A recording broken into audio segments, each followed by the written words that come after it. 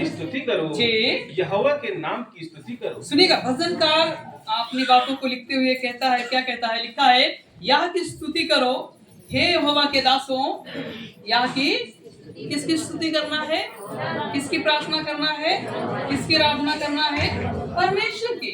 हम इसलिए जमा हैं, ना कि किसी व्यक्ति की, ना कि किसी दुनिया की। हमें उस सृजनहार की प्रार्थना करना है, उसकी दुआ करना है जिसने आपको, हमको और सारी जमीन को बनाया, सारी जमीन को बनाया। ये अद्भुत है, क्योंकि परमेश्वर ने आपको और हमको अपनी स्वरूप, अपनी समानता में बनाया। इसलिए हम उसकी स्तुति करते, इसलिए हम उसकी स्तुति करते। जब यहाँ पे जमा है तो हमारे दिलों में कोई और बातें नहीं, हमारे मनों में कोई और बातें नहीं, सिर्फ परमेश्वर की आराधना, परमेश्वर की स्तुति हमारे मनों से बह रही हो। हालेलुया। तो लिखा है कि यहोवा के नाम की स्तुति करो, और हमें किसी नाम की स्तुति नहीं करना है सिवाय उस सृजनहार परमेश्वर की, जिसने आपको और हमको और सारी कायनात को बनाया है। किसकी प्रार्थना के लिए आए हैं? किसकी आराधना के लिए आए हैं? उस सृजनहार परमेश्वर की। किसकी?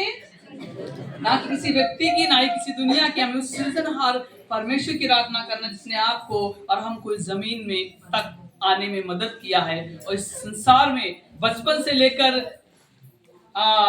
बड़े होने तक, जवानी तक, जवान से लेकर बुढ़ापे तक, इवन जहां तक आप जी सकते हैं वहां तक भी आपकी मदद कौन करता है?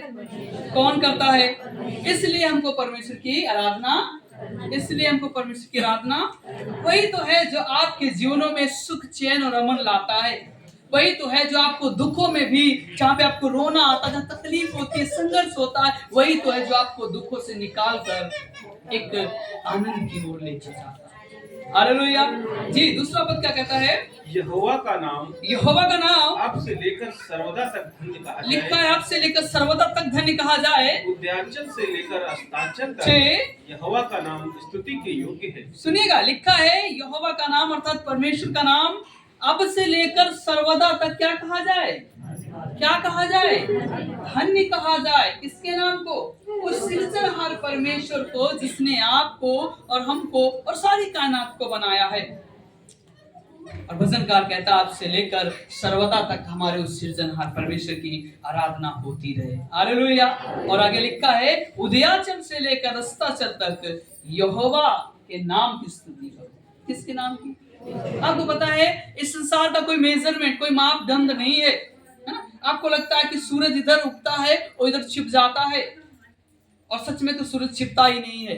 सच में तो सूरज छिपता ही नहीं है। वो एक जगह बस एक बार निकल गया है, दोबारा छिपता बस फर्क इतना है, खाली धरती थोड़ा सा घूमती रहती है और हमें लगता है कि सूरज इधर से उधर छिप जाता है। पर परमेश्वर की इस कारीगरी को देखिए, जिसको उसने नियुक्त किया है वो कभी ना ही सोता है, ना ही उगता है, और ना ही कभी आराम करता है। लिखा है वो तो सृष्टि को प्रकाश देने के लिए सदैव प्रकाशमान रहता है। Hallelujah, hallelujah. हमको और आपको भी उस सृजनहार परमेश्वर को धन्यवाद देना है, उसकी बड़ाई करना है, उसकी स्तुति करना है, और उसके नाम को धन्य कहना है। वही तो है जो लिखा है, उदयाचल से लेकर अस्ताचल तक यहोवा का नाम स्तुति के योग्य है। अर्थात पूरब से लेकर पश्चिम तक, उत्तर से लेकर दक्षिण तक, जहां तक आप नाप सकते हैं वहां तक उस सृजनहार परमेश्वर की स्तुति हो। जी। यहोवा सारी जातियों के ऊपर महान सुनिएगा, यहोवा सारी जातियों, सारे नेशन के ऊपर महान है, और उसकी महिमा आकाश से भी ऊंची है। जी हाँ। हमारे परमेश्वर यहोवा के तुल्य कौन है? जी। वो तो ऊंचे पर विराजमान है। लिखा है, परमेश्वर तो सारी दुनिया के ऊपर, परमेश्वर तो सारी दुनिया के ऊपर महान है, और उसकी करुणा हर एक व्यक्ति पर है।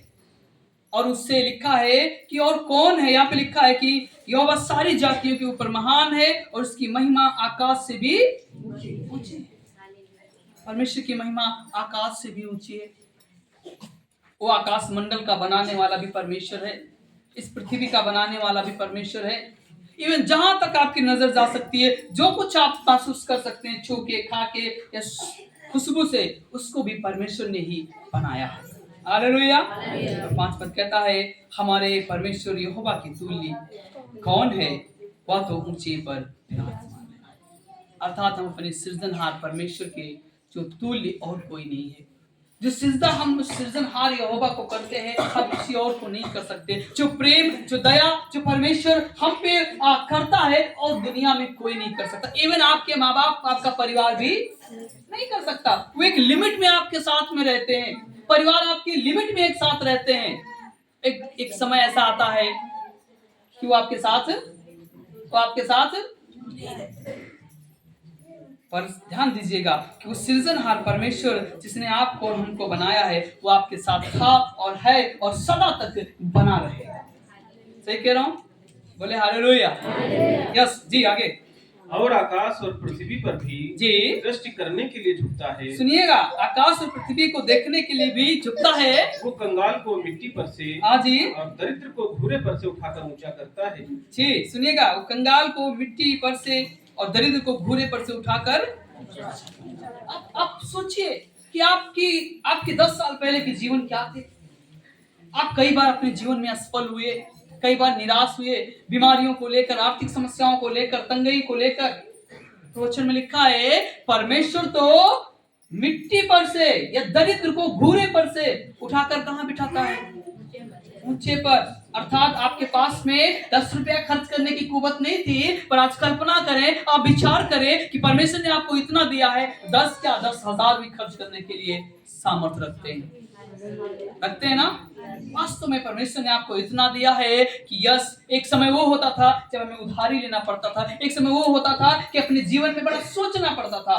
आज अगर 2-4-500 खत्म हो जाए, कोई चिंता की बात नहीं। सही कह रहा हूं? परमेश्वर ने आपको इतना दिया है। यहाँ पे लिखा भी है कि वह कंगालों को मिट्टी पर से और दरिद्र को घूरे पर से उठाकर ऊंचा बनाता है। क्या बनाता है? ऊंचा बनाता है। और दुनिया में लोग ऊंचा नहीं बनाते आपको, वो तो चाहते कि आपकी टांग पकड़ के खींच लें और आप नीचे आ जाए। और संसार का ये अपना काम है, पर परमेश्वर का जो अपना प्रिंसिपल है, जो सिद्धांत है, वो है आपको ऊंचाई तक ले जाना। कहां तक ले जाना? ऊंचाई तक ले जाना। इसलिए हम उस सृजनहार परमेश्वर की आराधना करते हैं। जी, कि उसको प्रधानों के संग उसको प्रधानों के संग अर्थात अपनी प्रजा के प्रधानों के संग जी हाँ, वो बांझ को घर में लड़कों की आनंद करने वाली माता बनाता है। जी यहाँ की स्तुति करो। सुनेगा, वो तो लिखा है उसको प्रधानों के संग अर्थात अपनी प्रजा के प्रधानों के संग बिठाए। इसको हम आपको कई बार हम आपका अगर आप पहले के जीवन को देखें, आप में कोई खासियत नहीं थी। आपको लोग आपसे बात करना पसंद नहीं करते थे, आपसे सलाह लेना पसंद नहीं करते थे। पर कल्पना कीजिए, जब से इस मसीह को आपने जाना है, आप में बुद्धिमत्ता आई है, आप में सही विचार आए हैं और लोग आज आपको पूछते हैं।